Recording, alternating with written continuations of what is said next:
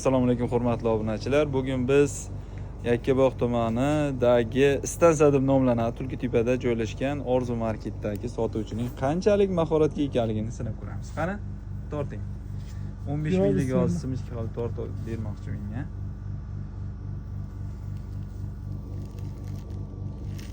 Mana shu do'konni biladiganlar bitta like bosib ketasizlar. Mana o'zimizdan olamiz kadrda. Nimadir olib kelgan ketdi tomonga qarab.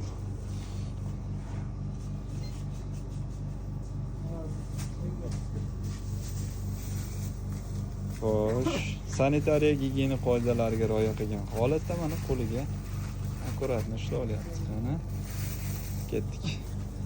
Video qiziq. Nima uchun? Qani keyin